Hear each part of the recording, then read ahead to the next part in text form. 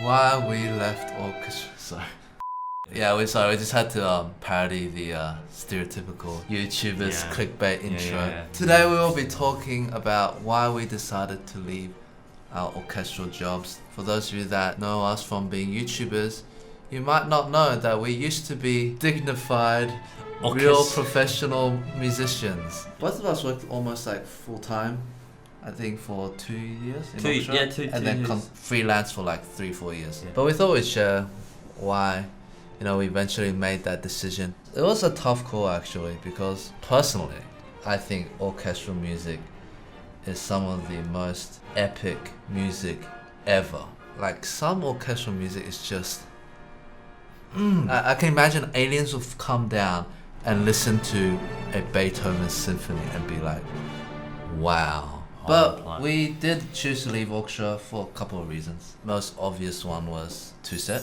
What we're doing here now, it became a full-time commitment. In the beginning we were trying to balance that with orchestra, and so we'd be working full-time orchestra, and then on the bus or in the rehearsal breaks be editing and thinking, scripting ideas. So that was crazy days. And it got to a point where we just was like, if we really want to take this two-set thing seriously, I think we need the time for that. So unfortunately, I would say that's probably the main reason. 100%. Like everything started to get really heavy. So we made the decision to quit. Also, you could ask, why did you choose to do two-set over orchestra? On top of the time element though, I do think there were some parts about orchestra that we didn't quite resonate with 100%. I think the first thing was that orchestras are usually big organizations where you kind of feel like you just have to do and play what you're told. And for us, we like to be able to do things a bit more outside the box. We wanted to be a bit more adventurous, a bit more innovative, whatever that means. But on top of that, I think there's a lot of bureaucracy. So one of the reasons we really like to do two-set in the beginning was it was a outlet for creativity and expression where we could try different things, we could make videos how we envisioned them. We did a lot of stupid things, like looking back, like so many stupid videos. But that's part of our personality.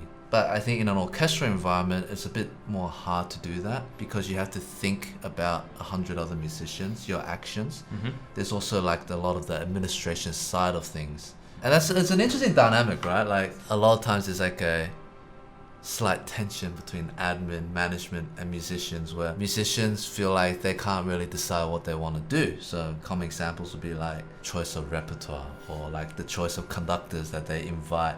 Musicians wouldn't want a certain conductor to come in, but then the admin gets them anyway. Or like the admin schedules 20 Harry Potter concerts in a row. And like no hate to Harry Potter, but like when you play tremolo and like na na na na na na na for 20 times, you get really over it. And I also add to that, like a lot of the times feels like the communication between admin and musicians were quite cold, distant. Yes, I hear that like, everywhere. Yeah, it's like sometimes when we say something, it doesn't really get through. So admin hears, but they don't really do anything about it. Yeah, that's the feeling we get as musicians. They go, we are going to do this now. Like, okay, why? Because some reason, and that's the end of story. It's done. Actually, I'll tell you a really good example of this whole admin versus musician dynamic. Yeah. One of the greatest things we were very lucky to have in our orchestra days is the fact that we got to meet these solo, like the heroes, the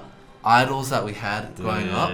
Like you listen to their music for your whole life, and it's there. I still can't believe you got that video with Janine Jensen. That was crazy. I remember every single detail of it. In the very early days of two-set, we were starting to get some views and some followers. But one interesting thing I noticed, usually all the musicians were super supportive of what we're doing, but the admin people were usually kind of iffy about it. They were neither upfront about the thing. Yeah. They were kind of always vague. You're getting mixed signals. Yeah. Like, so what's going on? Can I not? And then when you try it, they kind of shut you down. Yeah, so like I don't want to name names particularly, but there were at least 3 or 4 times back in the day when we were still smaller in the orchestra that the orchestral members would be like, yo, the soloist is coming in, like you should definitely make a video with him or her, right? And I'm like, yeah, I'll try. And then I can already picture the 3 admin, they're going to like block my advance. And I don't want to say too much, but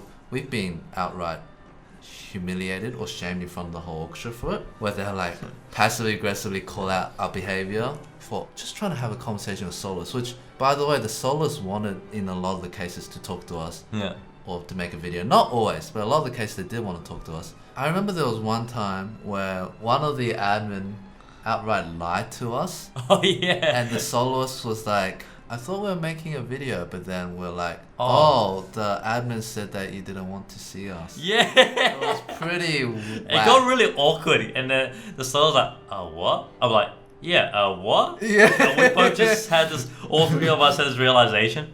Oh, well, like we just clicked, right? Yeah. So that was weird. That was a bit sus. I'm sure there are orchestras out there that have a great synergy between the management and the musicians, but I do hear this as a problem that occurs a lot. I think another reason personally is that, you know, the thing with playing with other musicians, right, is you kind of feed off each other's energy. Yeah.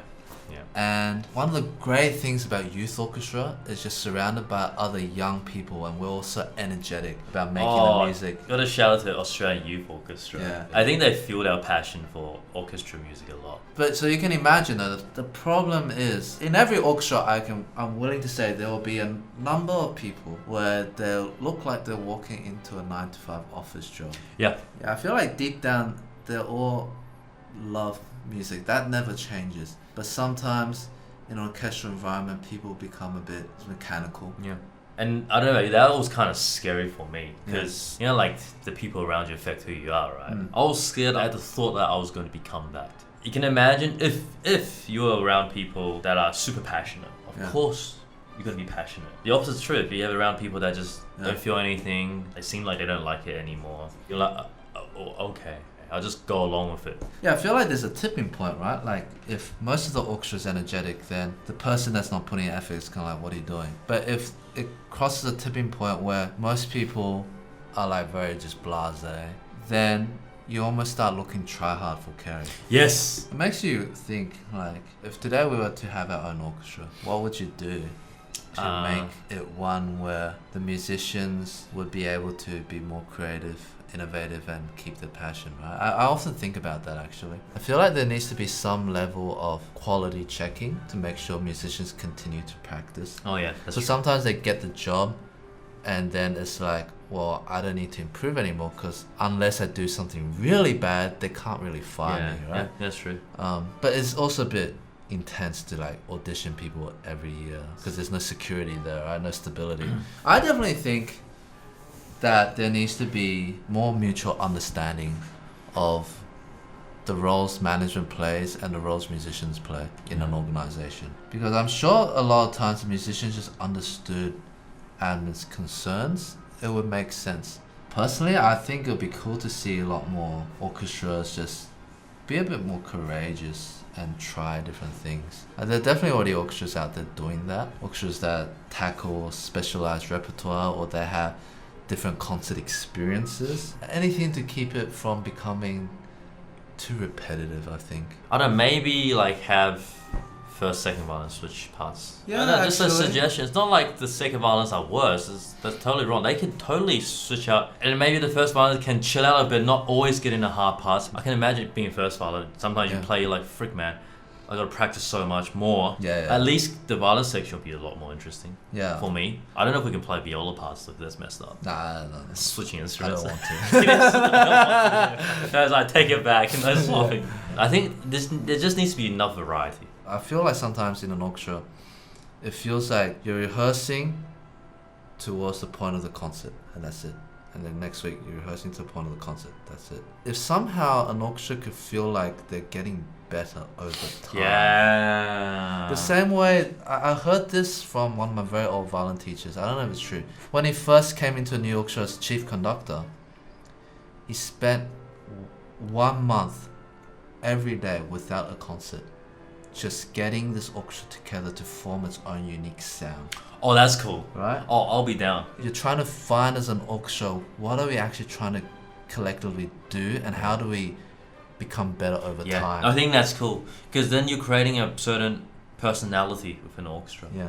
But look, all in all, I do miss orchestra playing. Yes. I think it's a great experience if you get the chance to play in it. I still think for many musicians, to be a soloist or to be a professional orchestral musician in a great orchestra is like a dream job. Oh, yeah. You get paid to play the music that you love. And you get paid for your passion. And you get to perform with great soloists when they come visit you. Oh, that was one of the best parts. You get paid to listen to them while you're playing with them, and with a great conductor there, you know, to inspire you, and then an audience there that cares about your music and listening to you. It's amazing. It's great.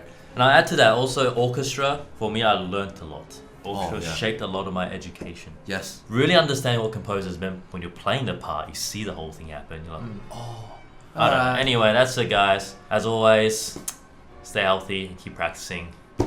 And we'll see you guys next time.